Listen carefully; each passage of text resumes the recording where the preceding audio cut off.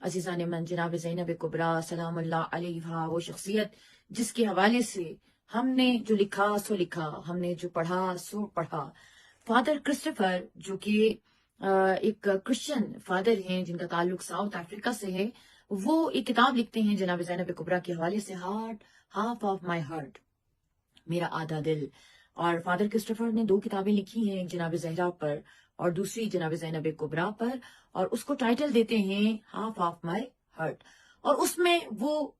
دنیا سے شکایت کرتے ہیں، امت مسلمہ سے شکایت کرتے نظر آتے ہیں، زینب کبریٰ کے بارے میں تم وہ کیوں نہیں لکھتے جو زینب کبریٰ کا حق ہے۔ جناب زینب کبریٰ کی لازوال شخصیت، وہ شخصیت جو دنیا کو حیران کرنے کی قابلیت رکھتی ہے، اس شخصیت کے اوپر لکھنے والوں نے لکھنے کا حق ادا نہیں کیا۔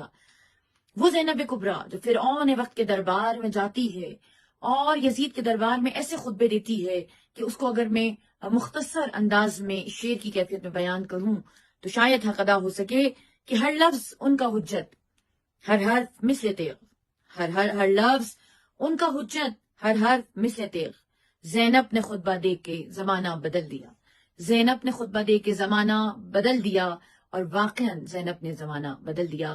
وہ یزید جو تھوڑی دیر پہلے فرعون وقت تھا، وہ یزید جو تھوڑی دیر پہلے اپنی شجاعت، اپنی طاقت، اپنی فتح کے نشے میں جھوم رہا تھا، زینب کے خطبے کے بعد ہم دیکھتے ہیں تاریخ میں یہ بیان کیا جاتا ہے کہ زینب کی ان آتشین خطبوں کے بعد، جن کے بارے میں ابو نصر لبنانی، لبنان کے بہت بڑے محقق اور صحافی لکھتے ہیں کہ زینب کے خطبات، زینب کا کلام بے نظیر اور بے مثل تھا۔ اس کلام کو سننے کے بعد جب پورا دربار زینب کبریٰ کے بیانات اور ان کی گفتگو اور خطبات کے سننے کے بعد، ہم دیکھتے ہیں کہ یزید کی کیفیت کیا تھی، یزید کی راتوں کی نیند اڑ گئی۔